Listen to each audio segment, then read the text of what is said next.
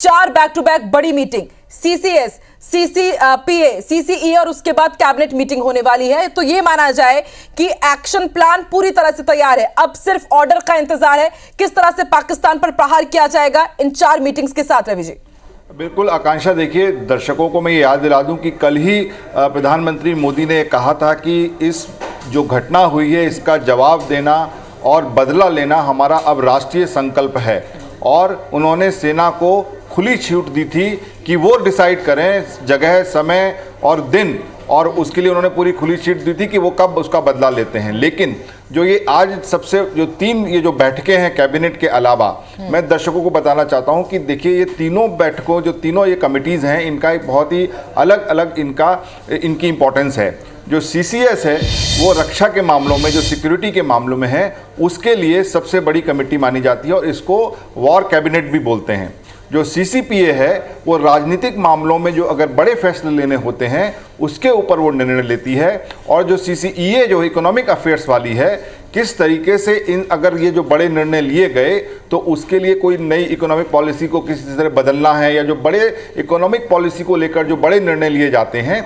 उसके लिए वो एक कमेटी होती है। तो जो कैबिनेट जो होती है उससे ये अलग बनाई जाती है, जिसमें कि कुछ लिमिटेड मंत्री होते हैं, जैसे कि हम लोग अपने दर्शकों को दिखा रहे हैं कि सीसीएस में कौन होता है, सीसीपीए में क्या होता है, और इसमें बैठक में मेन कुछ लोगों को निमंत्रण भी दिया जा सकता है, आमंत्रित सदस्य भी होते हैं अगर उस घटना को या उस जो भी सामने है उसको लेके ज़रूरत हो। तो सबसे पहले सीसीएस, जो कि मैंने बताया कि वार कैबिनेट है, अगर इसकी मीटिंग हुई है तो जो कल मीटिंग हुई मोदी की, उसी से इसको जोड़ के देखना होगा कि अगर उस मीटिंग में जो भी डिस्कस हुआ हो उसका अगर कोई निर्णय सर्वोच्च स्तर पर लेना हो तो ये सीसीएस में हो सकता है कि आज लिया गया हो। तो ये बहुत ही महत्वपूर्ण है, जैसे कि मैंने दर्शकों को बताया कि वॉर कैबिनेट भी कहलाती है सीसीपीए, क्योंकि राजनीतिक तौर पर अगर कोई फैसला ये सरकार लेती है तो उसको राजनीतिक तौर पर, क्योंकि हर चीज़ राजनीति से जुड़ती है, किस तरीके से उसको डिसेमिनेट किया जाएगा, किस तरीके से राज्यों को बताया जाएगा, किस तरीके से दूसरी पार्टियों को बताया जाएगा,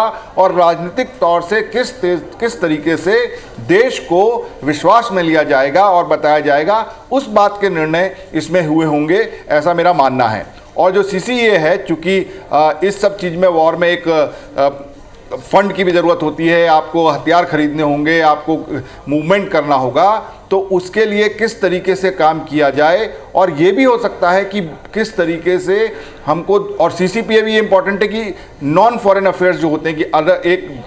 ट्रैक 2 में कैसे दूसरे देशों को हमें ये बताना है राजनीतिक तौर पर कि हम क्या करने जा रहे हैं, और उसमें हमें किस तरीके से दूसरे देशों का समर्थन मिले। तो इस तरह की सारी स्ट्रेटजी होती हैं। इसमें निर्णय लेना आसान होता है क्योंकि ये छोटी कमिटीज़ होती हैं, कम मेंबर्स होते हैं, क्योंकि कैबिनेट एक एक्सटेंडेड कैबिनेट होती है, उसमें सभी मंत्री होते हैं जो कैबिनेट के होते हैं। तो इस तरीके से जब ये लगातार मीटिंग हो रही है तो ये बहुत महत्वपूर्ण है कि ज़रूर अब एक निर्णय की स्थिति बन गई है, और अब उस निर्णय को अगर ले लिया गया है तो किस तरीके से उसको एग्जीक्यूट करना है, किस तरीके से हमें पाकिस्तान को जवाब देना है, उसकी सारी ये रणनीति इन बैठकों में बन रही होगी। रवि जी, आपसे ये समझना चाहेंगे कि आपने बताया कि सीसीएस, जिसे वॉर कैबिनेट कहा जाता है, पार्लियामेंट्री अफेयर्स की जो कमेटी की मीटिंग अभी खत्म हुई है उसे सुपर कैबिनेट कहा जाता है, और इकोनॉमिकली किस तरह से काम करना है उसके ऊपर भी हमने चर्चा की। लेकिन अब से थोड़ी देर में अब मोदी कैबिनेट की भी मीटिंग होने वाली है, यानी कि इन तीनों ही मीटिंग में जो फैसले होंगे, क्या अंतिम में है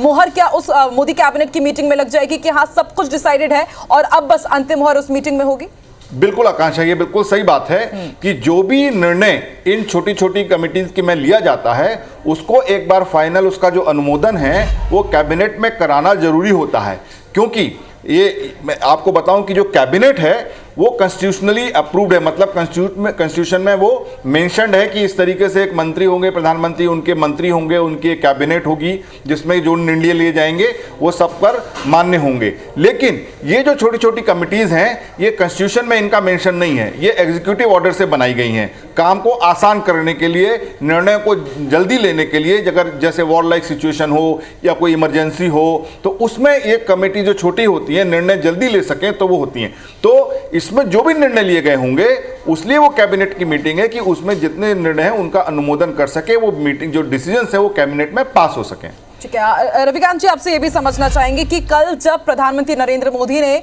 मीटिंग के बाद ये साफ किया कि सेना को खुली छूट हम दे रहे हैं,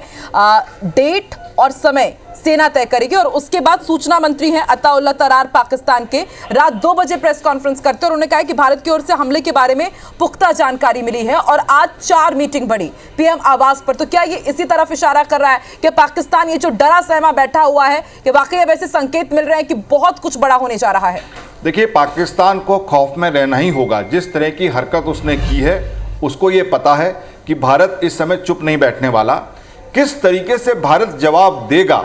और उस जवाब की कितनी मोटी मार या कितनी बड़ी मार पाकिस्तान पर होगी, वो उस खौफ में है। तो ये तो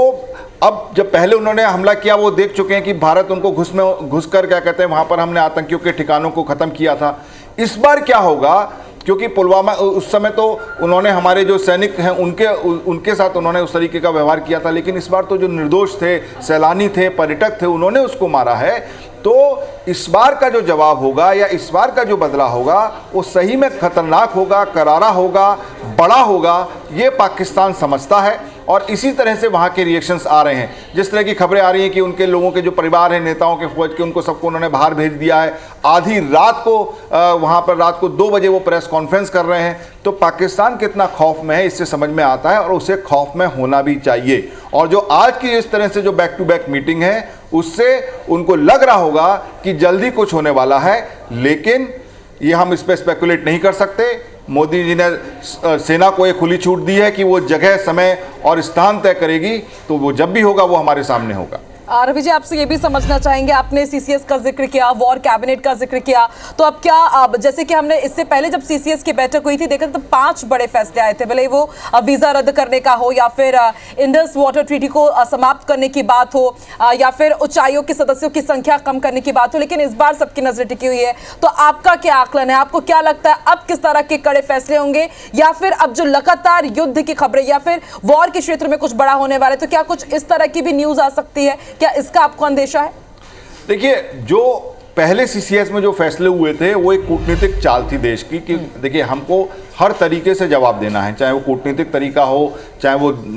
रणभूमि में वो एक तरीका हो, या हम और भी कई तरीके होते हैं। तो हम हर उस तरीके का इस्तेमाल करेगा भारत जिससे कि पाकिस्तान को नुकसान पहुंचे और गहरा नुकसान पहुंचे। पहले फैसलों से जो पहली सीसीएस हुई थी उसमें जो नुकसान पहुंचा वो हमने देखा। अब जरूरी नहीं है कि आज जो निर्णय लिए गए हों या आज जो डिसाइड किया गया हो वो जनता के सामने ही आए, क्योंकि ये बड़े स्ट्रेटेजिकल और रणनीतिक फैसले होते हैं। इसको सबको बताना या पब्लिक में बोलना ये जरूरी नहीं होता। इसमें सेना क्या करेगी, सरकार क्या करेगी, वो डिसाइड हो रहा होगा। तो आ भी सकते हैं, नहीं भी आ सकते हैं, लेकिन एक बात